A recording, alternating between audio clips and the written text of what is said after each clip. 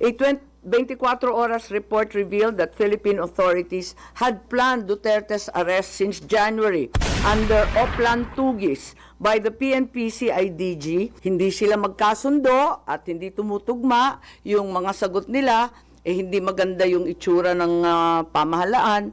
Nagalit yata sa akin na nabunyag yon sa aking hearing. Well, para sa akin, at narinig ko si Presidente Duterte, tulad ng ama ko pareho nilang sinasabi, haharap ako sa anumang kaso at paglilitis sa Pilipinas. Pero kapag sa ibang bansa, hindi ko kakayanin yon. Kasi syempre yung tatay ko, di ba, dinala rin sa US. Ayun. Sabi niya, ayoko. Dapat sa Pilipinas, iuwi ninyo ako, haharapin ko yan. Napakaraming nakinig at marami ring katanungan para magbigay ng liwanag at maklaro yung ibang bagay-bagay. Nais kong magbigay ng dalawang dokumento ngayon. Yung unang-una, yung timeline pa lamang. So, umpisahan na lang natin yung timeline. Mabilis lang to sana, pero mahaba-haba kasi nag-uumpisa to sa March 2019 nung nag-withdraw ang Pilipinas sa Rome Statute. Tapos, yung prosecutor requested authorization 24 May 2021. May deferral nung 2022 ng Hunyo. Pagkatapos, 12 September 2022, ang ating Pangulo ay nagsabi, ICC will only take action when the country is no longer functioning and has no judiciary. So, 26 January 2023, ang ICC nag-umpisa na naman ang investigasyon sa drug war. And then the appeals chamber rejected the suspension nung Marso. And then July 5 ng 2023, ipinagtatanggol ni VP Sara yung confidential fund ng DepEd at ng OVP. Yung ICC Chamber delivered its judgment 18 July 2023. Pero inulit na naman ni Presidente Bongbong 24 November ng 2023 na simple lang ang isyung yan. Hindi naman siguro tama na ang tagalabas ang mag-iimbestiga dito sa atin. So, yun ang nangyari, Tapos, gusto natin maintindihan yung konteksto ng mga pangyayari. At nung 15 December 2023, andyan na yung sulat kay VP Sara na the jurisdiction of the ICC over the Republic of the Philippines after the effectivity of our withdrawal is very much in question. And I am certain that you and all of my cabinet will echo my views. Sabi rin niya, for the 100th time, I do not recognize the jurisdiction of the ICC in the Philippines. Noong 28 January 2024, kauna-unahang maisog rally at binanatan ni former President ang ating Pangulo Bongbong. Noong 29 January, kick-off rally ng Bagong Pilipinas, pero kasabay din ang candlelight prayer rally ni Presidente Duterte. 30 January 2024, eto na yung unang hearing ko sa PI, People's Initiative, February 2 sa Davao, 13 dito na naman February sa Senado. And 20 February, si Pangulo ay nagsabi, I don't approve or deny it, but the ICC haven't done anything illegal. Ito yung tinutukoy ni Secretary Boying na pagbabago. Once they do, we will do something about it, but we are an open country.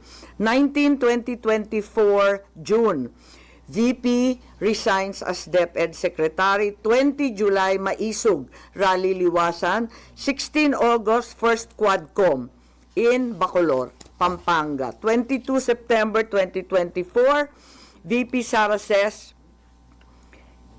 hindi naman kasi kami talaga nag-uusap. Hindi kami magkaibigan unang-una. Ayun na. And then 12 October 2024, sabi ni PBBM, I don't know anymore. I'm a little dismayed to hear she doesn't think we are friends. 11 November 2024, nag-attend si former President Duterte ng 11th Quadcom hearing, 13 November 2024, E.S. Bersamin said local authorities would consider cooperating with the Interpol if the ICC seeks the intervention of the International Anti-Crime Body. 14 November 2024, nung nakaraang taon, ang sabi ng ating Pangulo, if that's the wish of Duterte, we will not block the ICC. We will not just cooperate. 28 November, first bicameral conference tungkol sa 2025 GAA, and the 2nd of December 2024, first formal impeachment case against VP Sara. 11 December, second bicam. 18 December, ang privilege speech ko at sumunod yung mga kaso. And 19 December, third impeachment complaint. 13 January 2025, itong taon na ito, INC Peace Rally in Manila. And 24 January, itong taon na to, Secretary of Justice Remulla said, the Marcos administration will sit down with the ICC and discuss certain areas of cooperation in the latter's investigation. He also said, cooperation with an international tribunal is permissible, noting that ICC representatives have already been going in and out of the country without us raising anything. So may admission po ron, and 28 January 2025, may mga declare the 2025 national budget unconstitutional. Nung 5 February nitong taong to, impeachment of VP Sara was approved in the House of Representatives. 10 February, the ICC prosecutor applied for an arrest warrant against former President Duterte. 22 February, People's Indignation Rally Mandaue, Cebu. 7 March, the warrant of arrest against the former president was issued as secret by the ICC chamber. 10 March, 2 PNP memos regarding the deployment of personnel and augmentation of PNP personnel to PRO 11. 11 March, the warrant of arrest was reclassified as public this time by ICC. 3:04 a.m., the Philippine Center on Transnational Crimes received an ICC request for the arrest and extradition of former President Duterte. At 9:20, he arrived at NAIA Terminal 3 from Hong Kong and was arrested at the Jet Bridge by DOJ, Interpol, and PNP with his Miranda rights postponed at his request. He then was taken to Villamor, where he was housed in Maharlika Hall with his family and some legal advisors. By 11 a.m., Malacanang confirmed his arrest, while his daughter Kitty live-streamed the event. By 11:03, Duterte was flown out of the country on a chartered flight to Dubai and Rotterdam, Netherlands, as President Marcos held a press briefing on the arrest. 12 March 2025, DOJ Prosecutor General Fadulion issued a certification, bago po to, nahanap lang namin to, that President Duterte was arrested on 12 March 2025, approximately 11:44 a.m. May problema ako sa datos nito kasi bakit 1 day later? The custodial state has determined to deliver Rodrigo Roa Duterte to the ICC in accordance with Article 59.4 of the Rome Statute. And in accordance with Article 59.7, the arrested individual shall be transported to The Hague and placed in the custody of the International Criminal Court. 13 March, during an interview with Pinky Webb, Interior Secretary John Vic Remulla revealed that Duterte's arrest was a group effort involving National Security Advisor Anyo, Defense Secretary Chodoro, the President, with Anyo playing a key intelligence role in monitoring Duterte's travel. On 20 March, we had the hearing here in the Senate. The highlights of the hearing were the denial of Anyo of any involvement in the arrest, and John Vic, SILG Remulla denied planning and said that the group effort pertained only to chismis. PCTC said the Interpol issued a diffusion, not a red notice, and Justice Secretary Remulla claimed that ICC has jurisdiction over individuals and crimes despite the withdrawal of the Philippines from the Rome Statute because international humanitarian law is already customary law. Of course, we are all aware that this is not applicable, being solely limited to war crimes. In the meantime, PNP General claimed that in expediting President Duterte's turnover to the ICC, he was trying to comply with the time period set forth in Article 125 of the Revised Penal Code, which applies only to warrantless arrest. A 24 Horas report revealed that Philippine authorities had planned Duterte's arrest since January under Oplan Tugis by the PNP CIDG, and that Duterte sought asylum in China, but this was later denied by all parties. On the same day, DILG Secretary Remulla denied involvement in the arrest, stating he was unaware of any core group behind it and only learned of the Interpol red notice on the day of Duterte's detention. So as far as the investigation goes, this is the timeline, and we're happy to share it with you. In the meantime, I'd like to read the preliminary findings following last week's investigation and public hearing. Number one, the Philippines had no legal obligation to arrest former President Rodrigo Roa Duterte and turn him over to the International Criminal Court. What was received was only a diffusion notice, not verified or approved by the Interpol Secretariat. No verification by the Interpol whether the request complied with Article 3 of their Constitution, forbidding Interpol from undertaking any intervention or activities of a political, military, religious, or racial character. Under the terms of the diffusion notice, there was no obligation on the part of the Philippines to turn over former President Rodrigo Roa Duterte to the ICC, absent any request for extradition or request for surrender. Under Article 92 of the Rome Statute, a provisional arrest is followed by a request for surrender. There is also no indication that the ICC even requested for the surrender of former president after his provisional arrest. There is likewise no indication that the ICC requested extradition after the arrest. Finally, the argument of Secretary of Justice Remulla is deeply flawed, inasmuch as international humanitarian law, customary law, cannot apply. He is accused of crimes against humanity, not war crimes.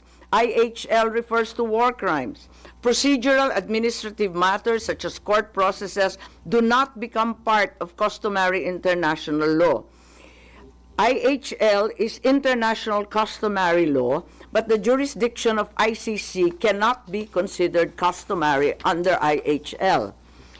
The second finding, the Philippine government decided to assist the ICC to arrest the former president.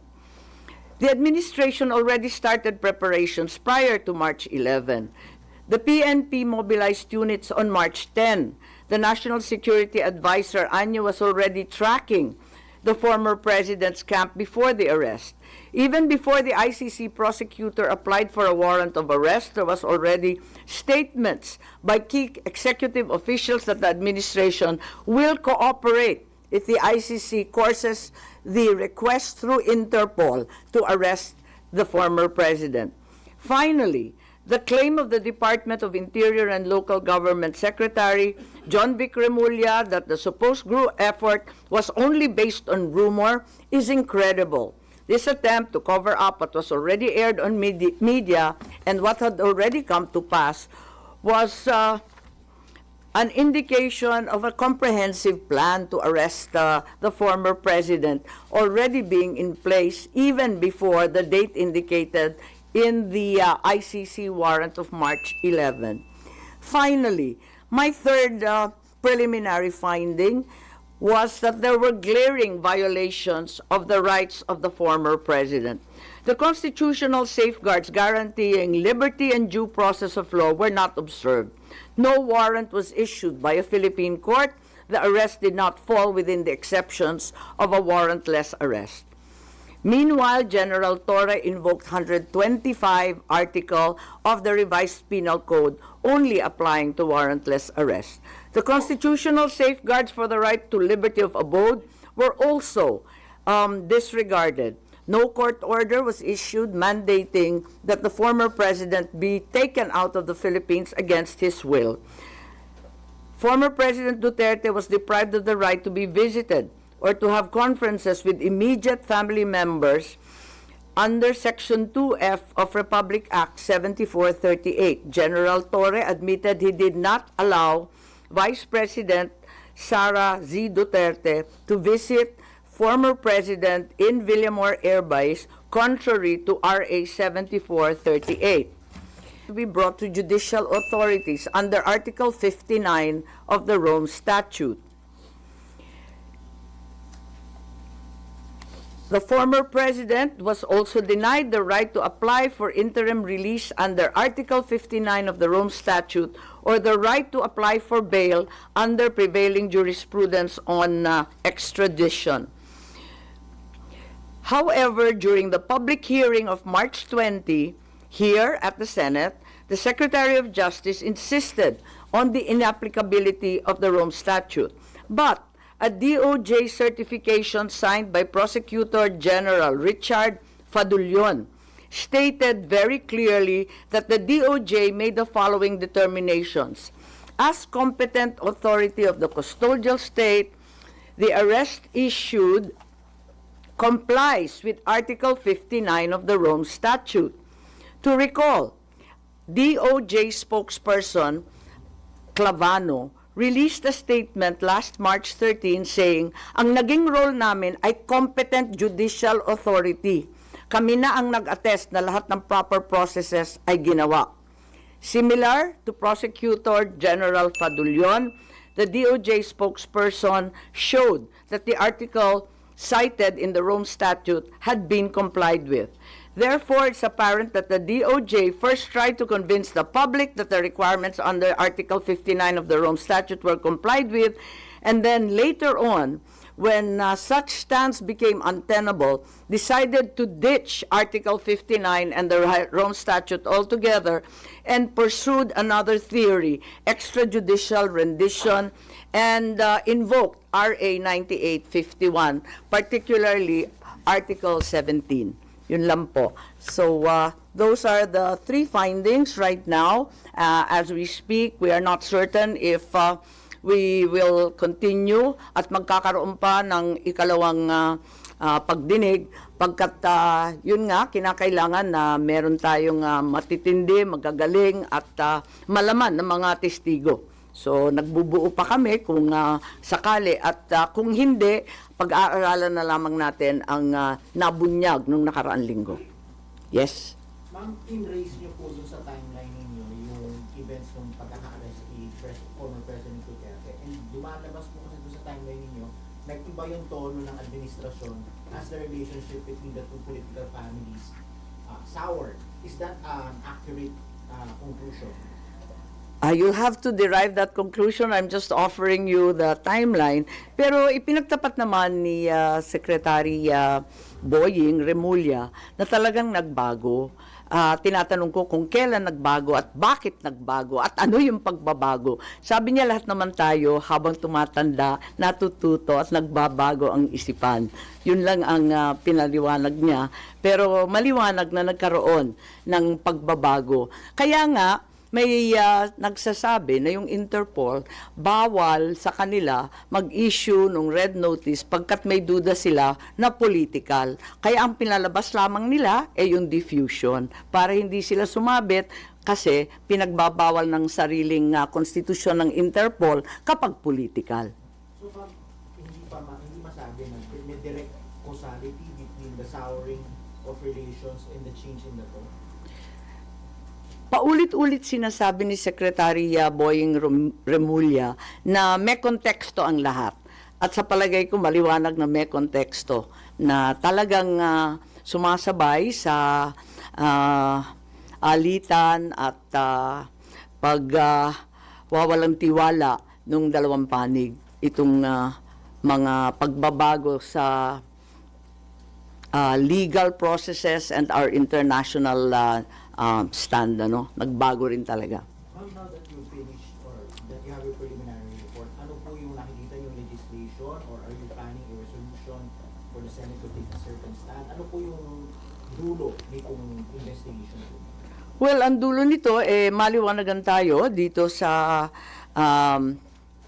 ICC. Yung iba nagsasabi na baka dapat ibalik na naman sa NBI at wag daw sa Philippine Center for Transnational Crime ang ugnayan sa Interpol. So may mga recommendations in policy, yun naman talaga ang ating pakay in aid of legislation. At alam din natin na hindi pa tapos to kasi may mga warrant pa na ilalabas. Alam natin na may 5 ng narinig tayo na laman nung ikalawang warrant na mula sa ICC. Kung tama ba ang proseso or kung hindi tama ang proseso, hindi na dapat maulit. So, importante yon. At syempre, yung mga OFW natin na nasa ibang bansa, nanganganib talaga at natatakot kung dito mismo sa sariling bansa, natatangay ang isang dating Pangulo na may edad na at may sakit. Paano pa raw sila? Kaya nais nilang malaman kung ganun na pinaglalaban natin yung mga na peperwisyo, na ko-convict pa sa ibang bansa, pinaglalaban natin na makauwi, paano ba ang sitwasyon ni Presidente? Ngayon, isa pa, medyo marami pong galit at nananawagan sa akin at tinetext ako, sinong mananagot dito sa nangyari? Kasi hindi naman po pwede na nakalusot ng basta. Ito bang initial findings ninyo naging basis para kumalas na kayo sa alyansa o dahil sa nakalipas na 2 political rally ng alyansa ay hindi na kayo na-mention ng Pangulo Bongbong Marcos Jr.? Kasi sinabi ko naman na talagang sa patuloy nilang pagbabanggit ng executive privilege, sub judice, ng national security, talagang parang mistulang nagtatago ang ating gobyerno ng mahahalagang katotohanan at hindi ko talaga matanggap kaya't kinakailangan malaman natin at hayaan na lamang ako na malaya na magsiyasat para malaman ng taong bayan ano nga talaga ang mga pangyayari, kung may nalabag na batas at kung ano ang pagbabago or bagong legislasyon na kinakailangan. At tulad ng sinabi ko naman, mula pa nung umpisa ng halalan, mananatili akong independent. Dahil higit sa anumang politikal na pakinabang, dapat manaig ang soberanya ng bansa at ang tunay na katarungan para sa bawat Pilipino. So, wala kayong pag-uusap pa rin ni Pangulong Bongbong Marcos Jr.? Oo, wala. Matagal na yon. Oo. So, sa tingin niyo, minasama ng Pangulo yung pagkandak niyo pa ng hearing tungkol sa nangyari pag-alis? Parang ganun ang lumalabas na hindi ko naman maintindihan pagkat para sa akin, masyadong naging emosyonal, galit at taranta ang taong bayan. At nakita naman natin, naglabasan sa kalsada, nag-iiyakan, nagpo-protesta. Kaya imbis na lumala pa itong sitwasyon na to, minarapat ko na alamin kung ano talaga ang nangyayari para kumalma tayong lahat at maanalisa kung ano talaga ang nangyari. Kaya lang, eto nga, hindi ko naman intensyon na anti-administration yung hearing. As a matter of fact, kung maaalala ninyo, halos lahat ng testigo galing gobyerno. Hindi ko naman alam yung mga sagot nila. Kaya nga ako nagtatanong kasi hindi ko alam yung sagot. Malay ko ba kung anong sasagutin nila? Nung hindi sila magkasundo at hindi tumutugma yung mga sagot nila, hindi maganda yung itsura ng pamahalaan, nagalit yata sa akin na nabunyag yon sa aking hearing. Sino nagalit? So, Po. can we say, ma'am, na parang nasira ang relasyon yun ng Presidente because of that? Hindi, matagal na kami hindi masyado nag-uusap, maraming humaharang, matagal na. Oo. Mas lumalim ang Nakikita ko lang pag public events. Oo. At saka mabilis lang yon, maraming tao, ganun. Nasabi niyo, kaya ka nag-conduct ng hearing kasi nga lumalalim na yung divisiveness sa Yes. bansa. Pero dun sa naging result ng inyong hearing, sa tingin niyo mas lumalim pa instead na ma-address?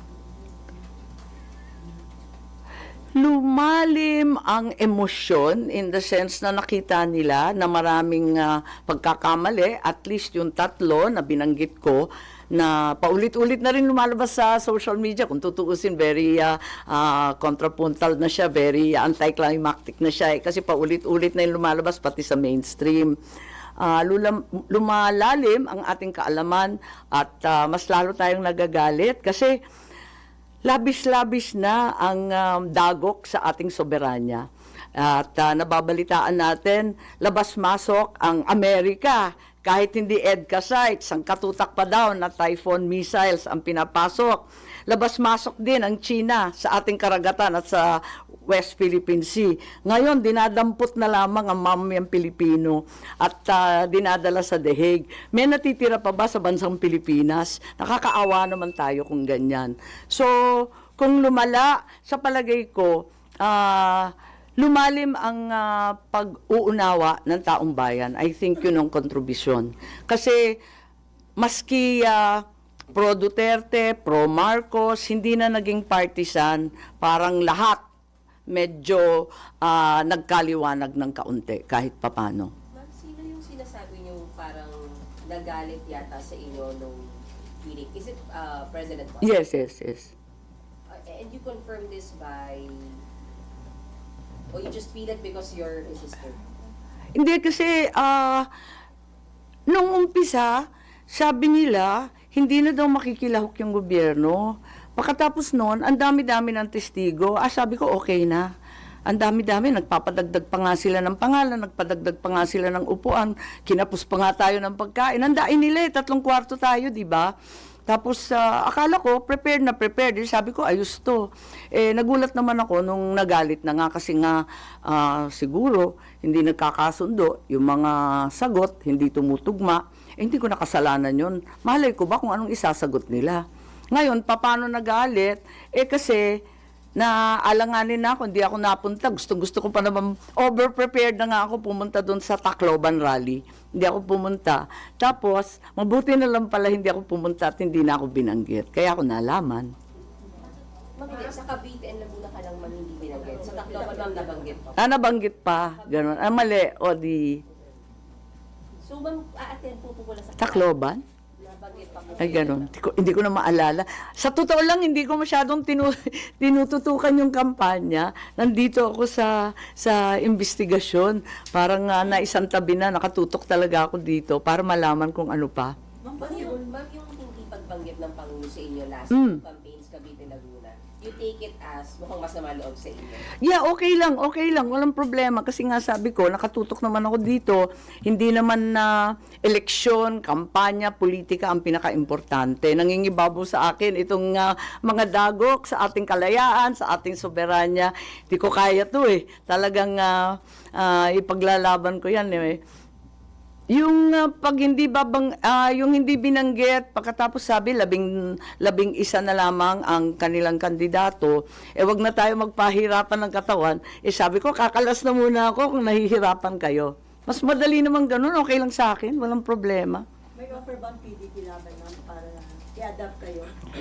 Ang sabi may nag-aampon, hindi ko masyadong pinapansin kinakarir namin to Naduling-duling na nga kami kagabi Just in case open kayo ma'am, kung sakaling i-adapt kayo ng PDP laban. Alam niyo maganda naman yung libre, di ba? Yung malaya. So, mula sa poll, sinabi ko, independent ako. Pero yun nga, dun sa lawag, syempre, yung anak ko nagmamaktol. Bakit hindi ako pupunta? Di pumunta ako, ganun. Tapos may mga kaibigan, pumupunta. Noong pa naman hindi naman ako present sa lahat ng lugar. Oo. Sa Carmen Davao, absent ako dun. Ayun. Tsaka sa Dumaguete yata, ewan ko, saan ko ba hindi masyadong pinuntahan. Pero wala nakikipag-usap right now sa inyo ma'am para mag-offer na. Wala naman. Siguro, nabunutan rin sila ng tinik na sabi ko, kakalas na lang ako para simple at klaro. Parang maliwanag na maliwanag. Magbalik ko lang po kay former President Duterte. Is it your conclusion as chairperson of the Foreign Relations Committee that what happened was extraordinary rendition? Hindi pa tayo maabot doon. Yung binasa ko 3 pa lang, preliminary finding pa lang to, na talagang walang obligasyon ang Pilipinas na iaresto si dating Pangulo, na yung ating pamahalaan ang determinado na lumahok dun sa pag-aresto ni Presidente Duterte at ikatlo na nalabag ang ilang karapatan ni Presidente Duterte sa ilalim ng Saligang Batas ng Pilipinas. Ma'am, hindi totoong biglaan, pinagplanuhan siya. Yun ang inyong conclusion, pinagplanuhan. At tinitignan pa namin yung dates kung kailan nag-umpisa kasi walang kaliwanagan. At paiba-iba nga yung version. May lumabas nga na nagulat din ako yung March 12 lang, yung DOJ, kung bakit ganun. Tapos na ang lahat, tsaka lang pala natanggap ng DOJ. Ma'am, kasi yun yung claim ni Vice President Sara na it was an extraordinary rendition. So, ma'am, ano yung nakikita yung grounds for it to be considered as extraordinary? Wala pa kami dun eh. Inaalam pa lang natin kasi nga preliminary pa lang to. Tinitignan ko pa lang dahil ang taas pala ng interest di ko akalain na ganun kadaming manunood. Tanong ko lang po ayaw niya bang manalo? Bakit niya makakala sa administration at this point? Oo nga, sabi nga suicide bomber nga daw ako eh. Parang lagi nila pinagmamalaki yung kanilang machinery. So why do this now? Because it's more important to me. May bagay na mas mahalaga sa politika, may bagay na mas mahalaga kaysa sa kampanya at panalo. Anong ibig sabihin ng senador na walang bansa? May kahulugan ba yun? Pero hindi yung indication na mas matimbang ang mga Duterte kaysa Marcos Sr. Palagay ko, lampas-lampas na to sa Duterte at Marcos. Ang pinag-uusapan na dito, yung soberanya ng ating bansa. Mabigat na to eh. Ibang usapan na to. Kung ano-ano nang dagok ang nangyayari. Eto nga, yung mga EDCA sites, yung mga Typhoon missiles, yung sangkatutak na banggaan, kuno, dyan sa West Philippine Sea. Ano lang matitira sa atin? Pati yung mamamayan, dinadampot na lamang at naging probinsya na tayo ng Dahig. Ma'am, sabi ni Senate President Escudero, hindi daw na-compromise yung sovereignty ng bansa dun sa pag-aresto at pag-surrender kay Digong sa ICC. Kasi sabi niya, under existing laws, yung daw mga akusado ng crimes against humanity ay pwede talaga ireklamo sa ICC. And then, Pilipino at hindi dayuhan yung nag-file ng kaso sa ICC. And then, wala pa rin daw kaso dito si Duterte. So, walang local court ang naagawan ng jurisdiction dun sa pag-surrender kay Duterte sa Wala rito si Senate President Cheese, hindi ako makikipagdebate na wala siya. Ba't naninindigan kayo na na-compromise yung sovereignty? Yes, very clearly. Sorry, sabi nyo, may mas mahalaga kaysa sa kampanya at panalo. So you're willing na matalo dahil sa pakikipaglaban nyo dito sa ICC arrest ni Pangulo? Hindi naman ako matatalo. May kandidato bang matatalo? Siyempre, lahat ng kandidato naniniwalang mananalo. Mas maraming Pilipinong nakikinig sa katotohanan kaysa sa kabulastugan. Kaya naninindigan ako na kinakailangan ipaglaban at tayuan. Ang mali ay mali, ang tama ay tama, ang batas ay dapat mangibabaw sa lahat. But you admit, ma'am, or do you feel na naapektuhan yung kandidatura nyo dahil sa Baliktad yata. Ramdam ko baliktad. Ano pong ramdam nyo? Kasi maraming tao na hindi naman masasabing pro-Duterte, hindi naman sasabihin na anti-Marcos, na nagalit sa pangyayari. And you feel that will help your candidacy, ma'am?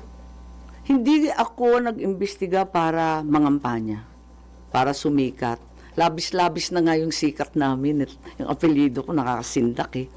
So, ma'am, you will not make it part of your campaign messaging or magiging campaign issue niyo po itong for arrest niyo po? Hindi naman ako nag-imbestiga para magpasikat or ma-endorso or maging bahagi ng ibang partido. Nag-imbestiga ako para malaman kung ano talaga ang nangyari at kung talagang nasunod ang batas ng Pilipinas, kung talagang kaya natin tayuan ang ating soberanya at kalayaan. So, may nakikita na po ba kayo so far kung sino yung dapat managot and anong violation? Yun nga, ang tinatanong ng lahat, sino daw kakasuhan.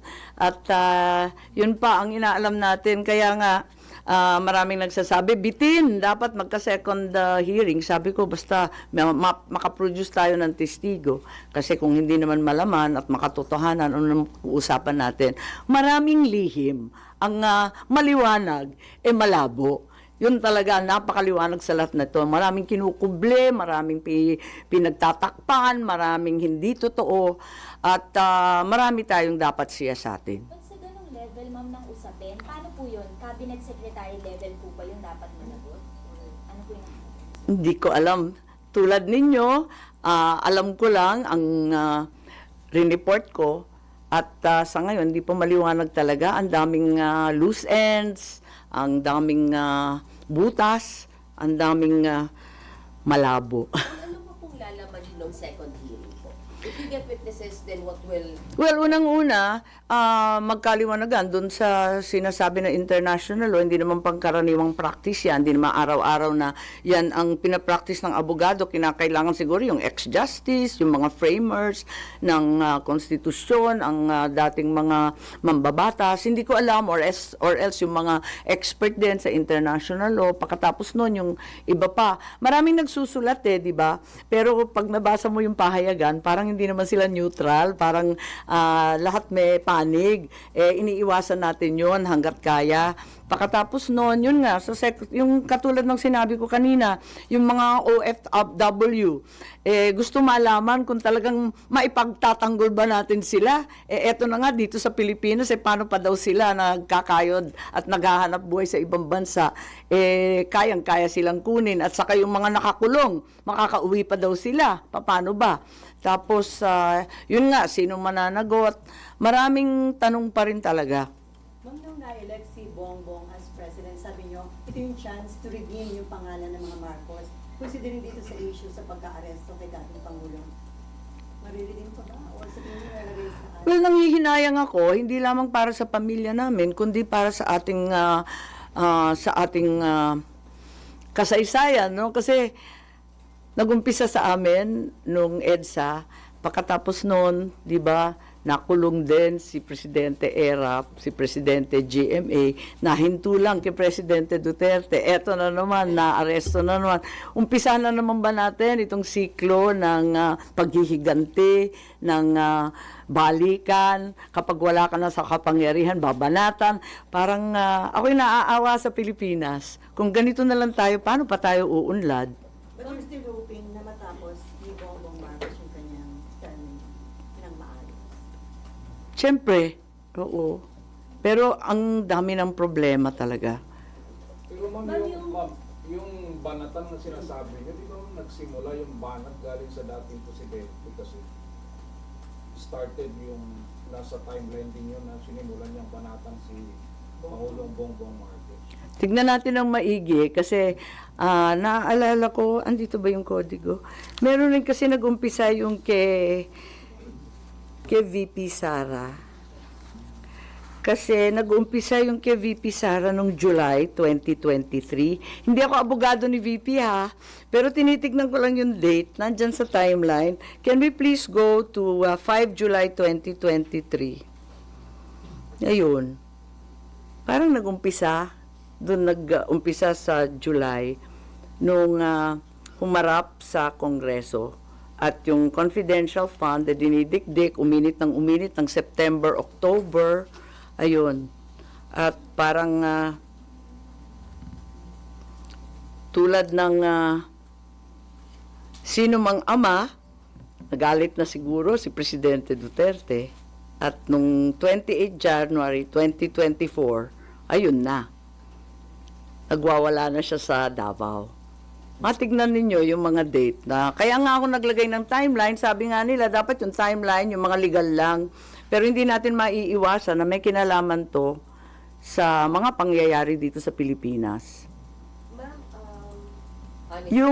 Yung ating timeline ang magsasabi kung sino talaga ang nauna. Tulungan na lang ninyo ako na dagdagan pa to, i-fill in the blanks at buuhin. Yes. do you fear na yung nangyari kay dating Pangulong Duterte, posibleng pangyari din sa pamilya nyo na ma-ICC din kayo once you're not in power anymore? Kasi nangyari sa dating presidente. Yun na nga ang sinasabi ko na nakakahiya itong nangyari. Apakalungkot natin bilang Pilipino para tayong failed state. Hindi naman siguro, andyan pa rin ang ating mga husgado, magagaling ang ating huwes at abogado.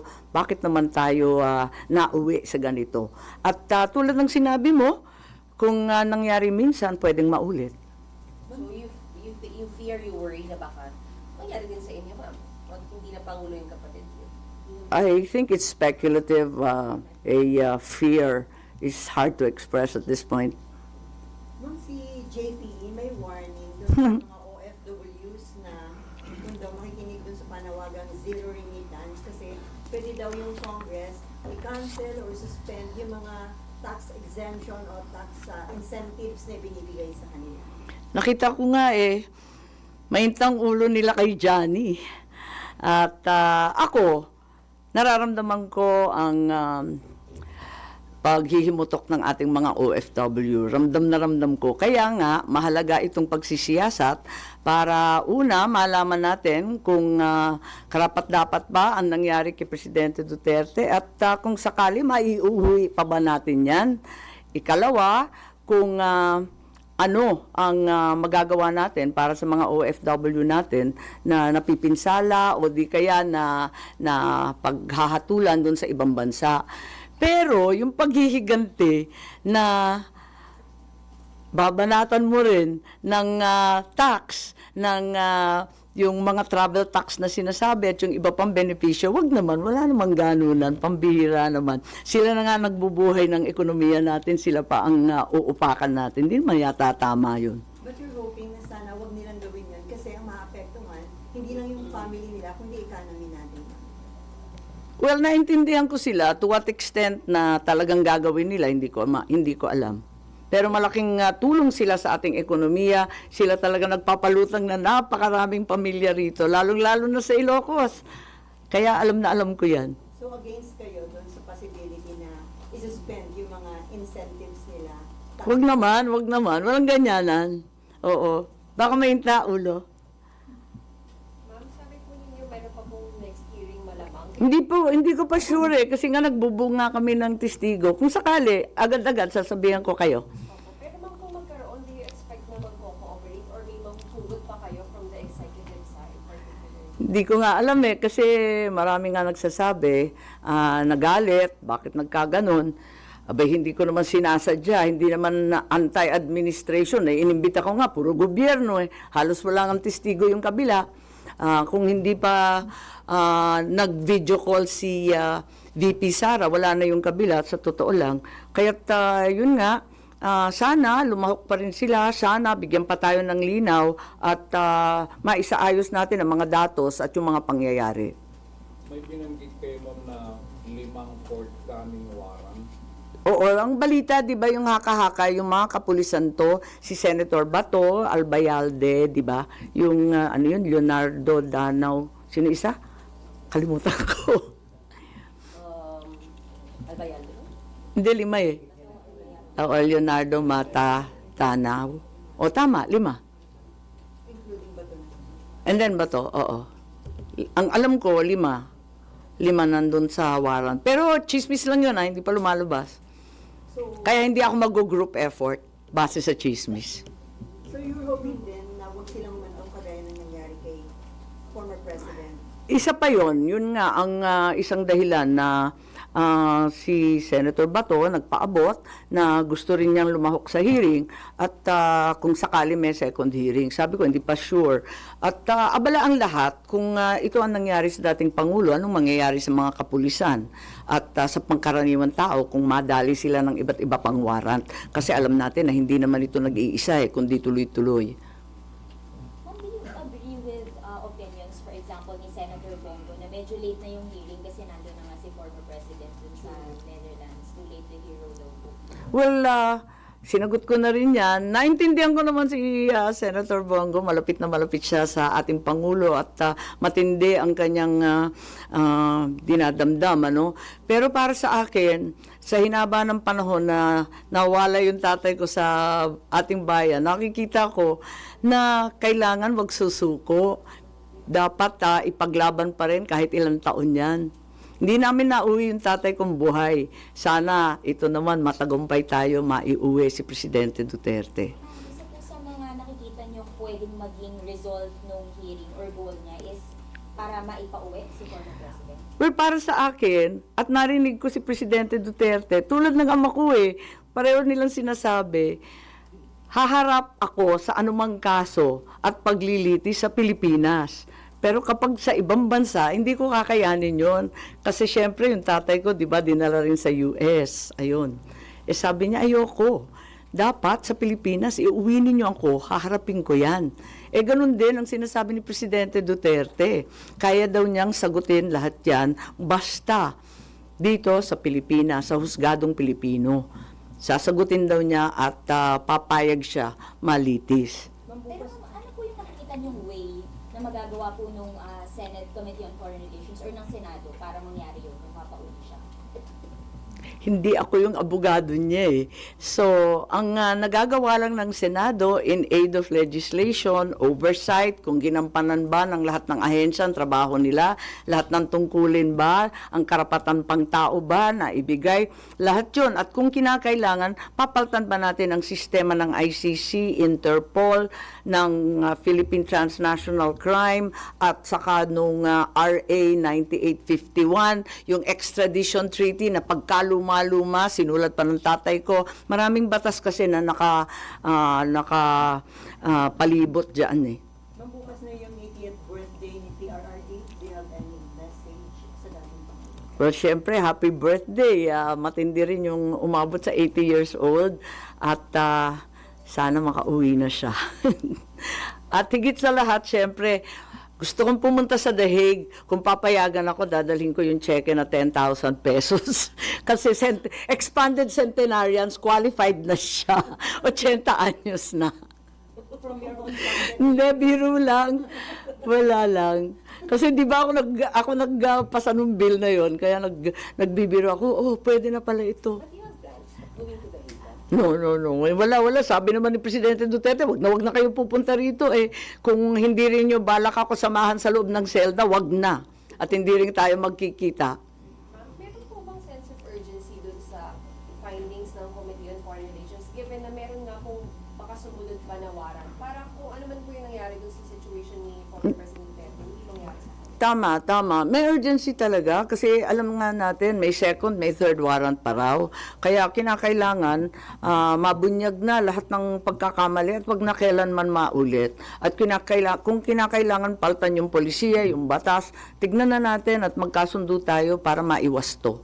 Ma'am, do you think yung ICC nagamit as a political tool against the enemies of the administration? Nako, mahirap pa mag-conclude ng ganun.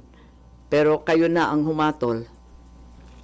Pero yung mga cases, sir, na-file yun, na-file yun during the time pa ni Duterte. Sorry? Yung mga sinauna, yung timeline nga, ang aga nag-umpisa, di ba? 2017, 2018, kulang pa nga yan, kasi hinaba-haba niyan eh. Kulang pa nga eh. Nag-umpisa tayo 2019 na, withdrawal from the ICC. Actually, mas maaga pa yan eh. Kasi, di ba, nag-umpisa sa preliminary investigations at yung pagbabala nila, napupunta sila rito. Ma'am, may chance pa ba na magkaayos kayo ng Pangulo? Lagi naman akong nandito, lagi naman akong manang, hindi naman ako nagbabago kailanman. At mula pa nung bata kami, parati naman siyang pinagbibili ng tatay ko na alalayan. Ang problema, hindi ko na magampanan. At maraming humaharang, hindi nakikinig, hindi ko alam. But you're saddened. You're saddened. Of course, it's not the ideal situation at all. Hindi ka Tanungin ko lang, bali ang stand nyo is independent lang kayo, hindi naman kayo opposition. Hindi naman siguro. Independent lang, mahirap pumanig eh. Nung umpisa pa lamang ng eleksyon, no, nung October pa lang, sinabi ko na mag-independent ako. May partido ako kasi NP ako, pero ayokong pumanig sa isang grupo laban sa kabilang grupo. May masamang pakiramdam ako siguro nung October pa na mauuwi ito sa Bardagulan. Hindi ko maalam na mauuwi sa ano bang tawag dyan, sa pagtangay ng isang dating Pangulo sa ibang bansa. Mas malala ang nangyari kesa sa inaakala ko. So, ano nakikita yung direction ng bansa under the leadership of your brother? Kinakabahan ako kasi ang tao hirap, ang tataas ng presyo, hindi natin natututukan at imbes na yung problema ng mamayan ang pinag-aabalahan, nauuwi tayo sa sobrang daming politika yata. Ba't ba tayo nagkaganito? Sa dinami-dami ng issues, ng gasolina, dami-daming problema, bakit tayo napunta sa toxic politics ulit? Ang kinakabahan kayo na napupunta sa ibang direksyon, maling direksyon.